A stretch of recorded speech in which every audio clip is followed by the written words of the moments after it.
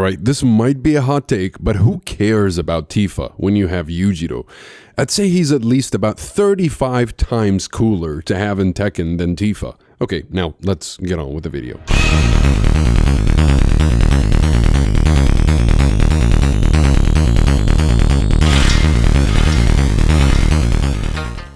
So, even though a lot of people already know who Yujiro is and are super excited for his arrival to Tekken, there's still a good portion of players that have no idea who Yujiro is, and it's evident by some of the reactions you may have seen here and there. So whether you're already familiar with the Baki series and could use a refresher, or you have no idea what it's about and would like to understand the hype behind Yujiro, I'm gonna try my best to serve that specific purpose in this video. The first thing you have to understand about this manga or anime is that it's absolutely ridiculous, and it knows that. It's self-aware and it doesn't take itself too seriously. And it's just a bunch of fun and excitement designed for people that enjoy shows that are all about fighting.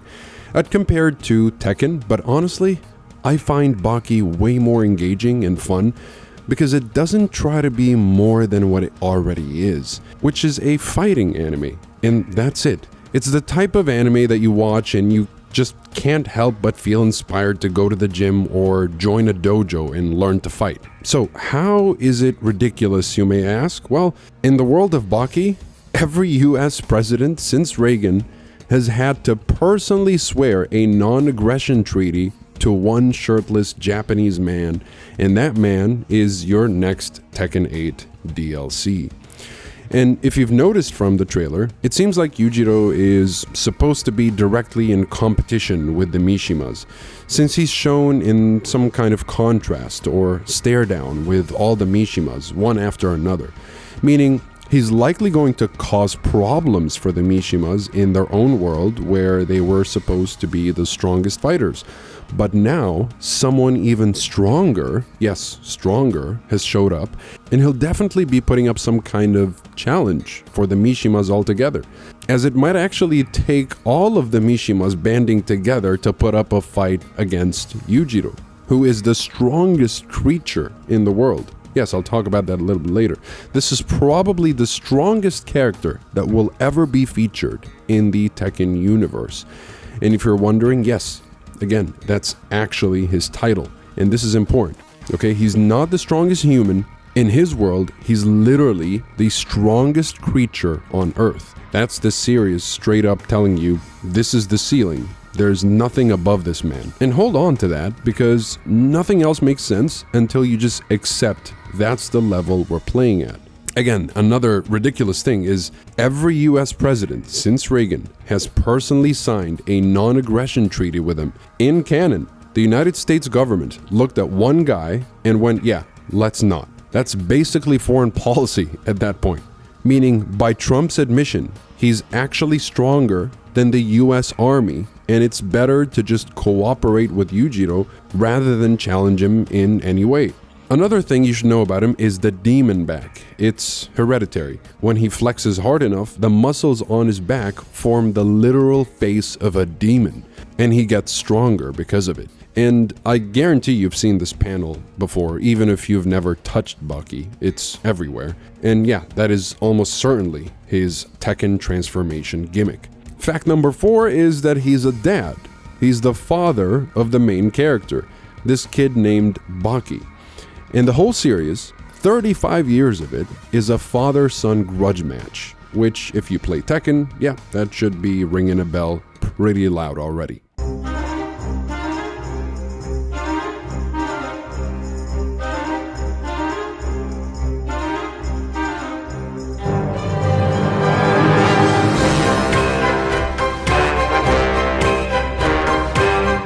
Number 5 is his body count. So at 16 years old, he walks into Vietnam and solos a US military position by himself. That's the moment the series says he stopped being a man and became the quote-unquote ogre.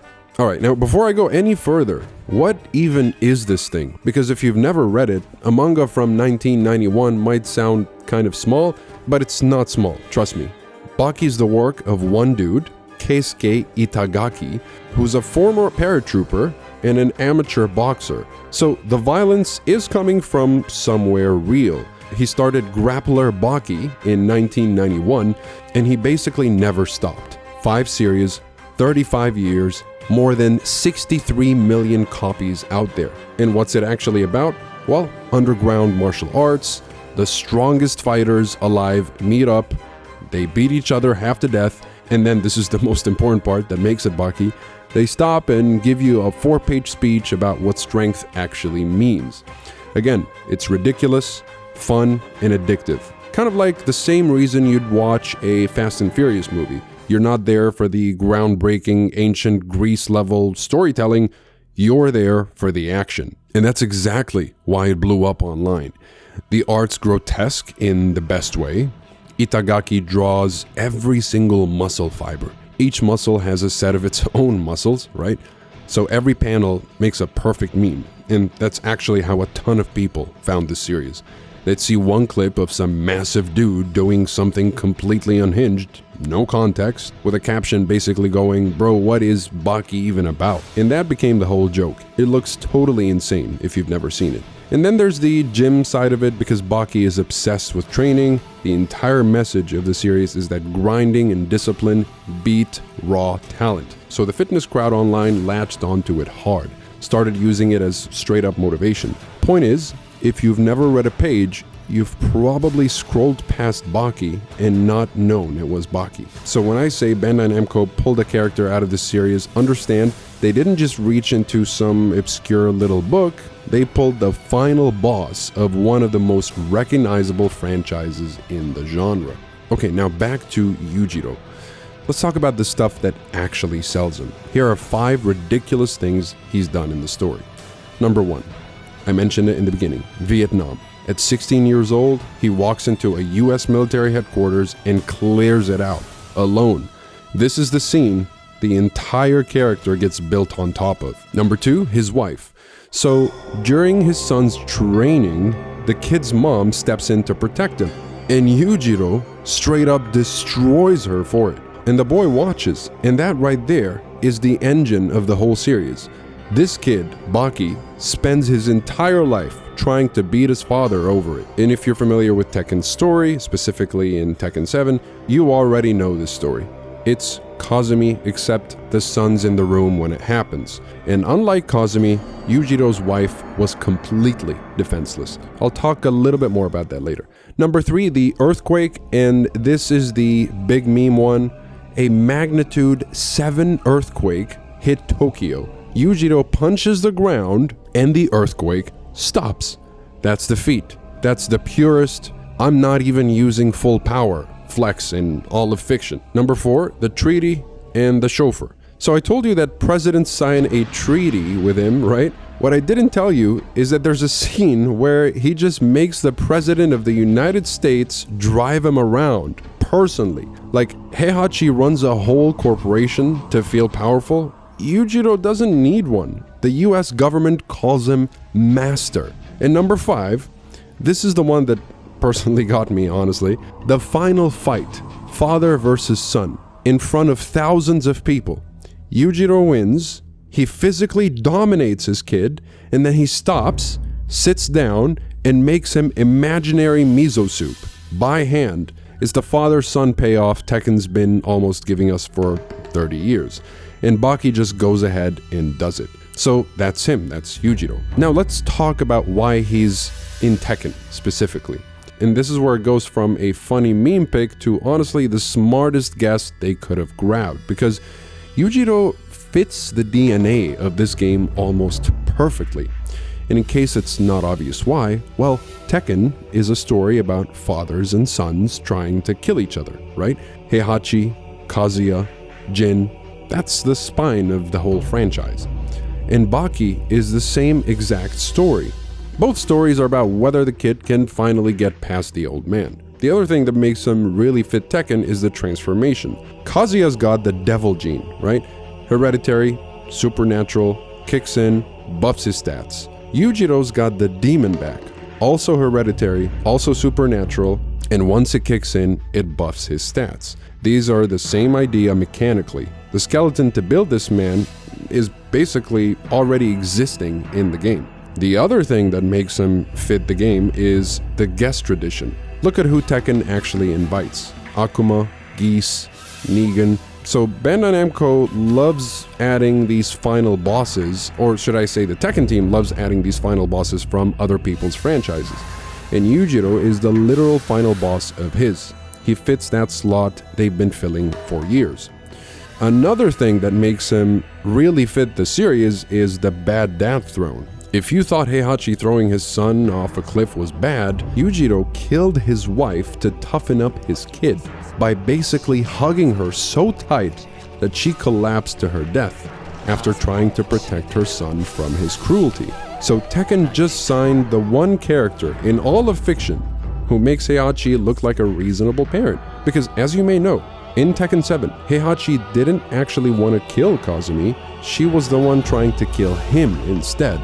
And he avoided killing her until he finally just snapped her neck. He even shed a tear after being forced to kill her. Yujiro, on the other hand, shows no remorse. He gladly kills his defenseless wife to make his son stronger by seeking eternal vengeance against him. Alright, now before we end the video, I do have to stress something.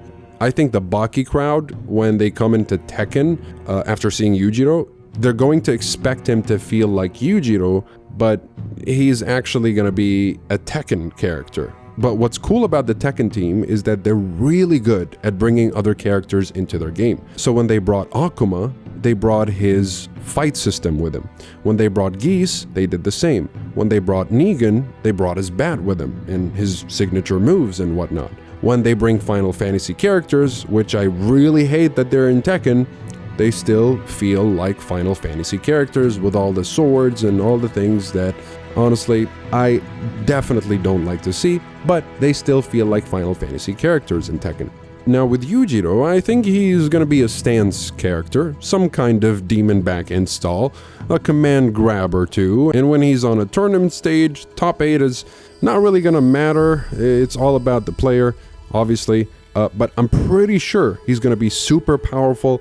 I feel like he's going to be a mix of Fakumram, where he hits really hard and you can really feel the impact, and a little bit of Heihachi with his axe kick and whatnot, and some elements of hard-hitting punches like what Kazuya has. And I think for Tekken fans expecting Yujiro to come into Tekken only to get his ass handed to him by the Mishimas, well, I doubt that. This is, again, the strongest creature on Earth. So that's Yujiro Hanma, strongest creature on Earth, worst father in fiction, and in early 2027, a guy you get to play in Tekken 8, and I couldn't be more excited for him personally. I love Baki, and I'm really excited for this one. And the next video is actually going to be the fun one. I'm taking the signature moves this man's thrown in the manga and telling you exactly which Tekken mechanic it probably will turn into. The demon back as heat, the earthquake punch as potentially a heat smash or a rage art, and the whole kit. So if that's your thing, subscribe so that it actually shows up in your feed when it drops. And in the meantime, drop me a hot take in the comments like I did at the beginning of the video. Is Yujiro a worse dad than Heihachi? Are you glad that he's here instead of Tifa, or would you like to see Tifa in place of Yujiro? You know my answer, and I'll catch you guys in the next one.